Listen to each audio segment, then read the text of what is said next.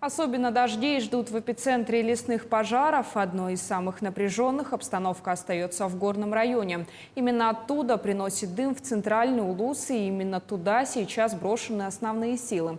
Подробнее в следующем материале. В последнее время небольшое село Магарас в горном районе в центре внимания не только всей республики.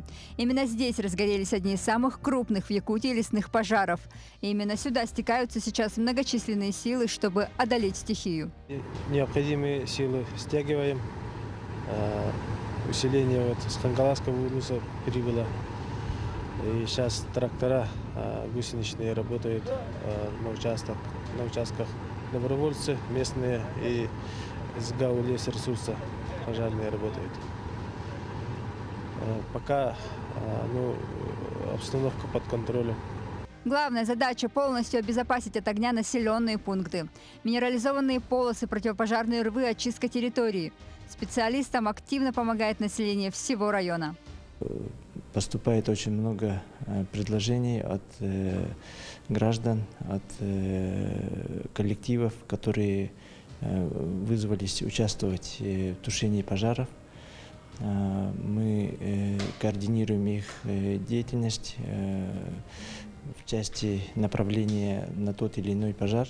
Действительно, сегодня в Горный стекаются и добровольцы. И здесь самое главное – дисциплина и порядок. Чтобы не было стихийных самостоятельных отрядов, которые могут лишь усложнить работу спасателей. Мы сейчас организованной группой выехали. Мы знали, что нам нужно с собой взять, да? Кто нас ждет. И уже тут ждал вот наш руководитель, да? Который нас сюда вот отвез. Мы под чьим четким руководством, да? Потому что мы же все-таки в обыденной жизни не являемся спасателями. Перед выездом мы пошли, опять же, обновили наши знания, прошли инструктаж, там, да, и на месте тоже дополнительный инструктаж прошли. По обращению именно я с таким ранцем до этого не работал. И тогда силами добровольцев можно выполнить довольно внушительную работу. А это гораздо важнее призывных лозунгов и сообщений в соцсетях. Приехать и оказать реальную помощь родной земле. Следим за запалом, за встречным палом. Также прошлись, мы сейчас можем наблюдать территорию, кромку, которую мы своим отрядом, да, нас сейчас тут 6 человек, 400 метров примерно метров огня, да, идущего сюда. Когда засуха, да еще и порывистый ветер, сдержать натиск огненной стихии непросто, даже при помощи современной техники. И тогда каждая пара рук, способная держать ранец и лопату, на вес золота.